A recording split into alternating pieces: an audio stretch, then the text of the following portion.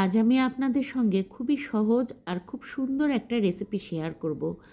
মাত্র 10 টাকা দিয়ে আজকে এই কলার থোরটা কিনেছি, আর সেই কলার থোরেরই আজকে একটা খুব সুন্দর রেসিপি করব। এটা অনেক পুরাতন রেসিপি, আশা করছি আপনাদের সবার অনেক ভালো লাগবে। আসসালামু আলাইকুম বন্ধুরা, আশা করছি কাছে দূরে যেখানে আছেন অনেক ভালো আছেন, সুস্থ আছেন। আমি জাকিয়া সুলতানা পাঁচবিবি থেকে বলছি। তো দেখতেই পাচ্ছেন কলার থোরটা আমি গা ছিলে নিয়েছি, উপরের অংশের খোসাগুলো ফেলে দিয়েছি, আর এই যে এরকম পাতলা পাতলা করে স্লাইস করে নিচ্ছি। আর কলার থোর কাটার সময় কিন্তু সুতার মতো চিকন চিকন এক প্রকারের আঁশ বের হয়, তো ওইগুলোকে ফেলে দিতে হয়। দেখতে পাচ্ছেন এই যে বটির সঙ্গে আটকে আটকে যাচ্ছে, আর হাত দিয়ে যতটা পেরেছি খুলে ফেলে দিয়েছি আঁশগুলো। আর এরকম পাতলা পাতলা কয়েকটা চাকা একসঙ্গে করে নিয়ে মাঝখান দিয়ে এরকম কেটে দুই অর্ধেক করে নিয়ে তারপরে এরকম ঝুরি ঝুরি করে নিয়েছি। আমি খুব বেশি ভালো ঝুরি করতে পারি না, তারপরও যতটুকু পেরেছি এরকম করে নিয়েছি। আর এই কৌটায় রেখেছি একদম ওপরের খোসা মানে পরিষ্কার করা সাদা তিল। আর এই তিলটা আমি ব্লেন্ডারের পটে নিয়ে নিলাম। ছোট্ট এক পিস তিল নিয়েছি, আর কিছুটা পানি দিয়ে তিলগুলো খুব মিহি করে বেটে নেব। এই রেসিপিটা এত মজার, এটা একবার না খেলে বুঝবেন না। আমার কাছে তো ভীষণ ভালো লেগেছে। আমি যেহেতু ডায়েট করছি ওয়েট কমানোর জন্য, তো সেক্ষেত্রে আমি আলুটা একদম বয়কট করেছি, আলু খাচ্ছি না। শর্করার উৎস আলু একটা। আমি মেপে মেপে 1 কাপ পরিমাণ ভাত খাচ্ছি, আর তার সঙ্গে একটু সবজিগুলো বেশি করে খাচ্ছি। দেখতেই পেলেন বন্ধুরা, পেঁয়াজ কুচি, কাঁচামরিচ দিয়েছি, আর 4টে তার সঙ্গে শুকনো মরিচ দিয়েছি, আর গোটা জিরা ফোড়নে দিলাম। শুকনো মরিচ দিয়েছি এই জন্য যে আমার কর্তা সাহেব শুকনো মরিচ মানে এরকম ভাজাভুজি সবজির সঙ্গে খেতে খুব পছন্দ করেন। শুকনো মরিচ ভাজা দিয়েছি। 1 মুঠ পরিমাণ ছোট দেশি চিংড়ি দিয়ে দিলাম। লবণ 1 চা চামচ, 1 টেবিল চামচ আদা রসুন জিরার বাটা, হলুদ গুঁড়া দিয়েছি 1/2 চা চামচ, গুঁড়া মরিচ দিয়েছি 1 চা চামচ।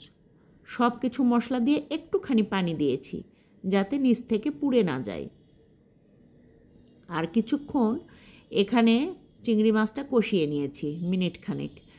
তার মধ্যে দিয়ে দিচ্ছি বেটে রাখা তিলগুলো দিয়ে খুব সুন্দর করে মিশিয়ে নিচ্ছি। আর ব্লেন্ডারের পটে অনেকটা রয়ে গেছে, বেশ খানিকটা পানি দিয়ে ব্লেন্ডারের পটটা ধুয়ে বাকি তিলের দ্রবণটাও এখানে দিয়ে দিলাম।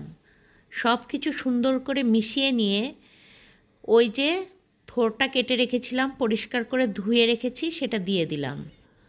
আর থোরটা দিয়ে তার মধ্যে একটা তেজপাতা মাঝখান থেকে কেটে নিয়েছি, ছোট্ট 2 টুকরা দারচিনি, আর একটা মাত্র বড় সাইজের সাদা এলাচটা থেতো করে নিয়েছি। ছোট সাদা এলাচ হলে আপনারা 2টা দিবেন সেক্ষেত্রে। তো এইরকম করে আমি এগুলো কিছুক্ষণ কষিয়ে নিচ্ছি, আর ঢাকনা দিয়ে ঢেকে ঢেকে এটা ভেজে নিয়েছি।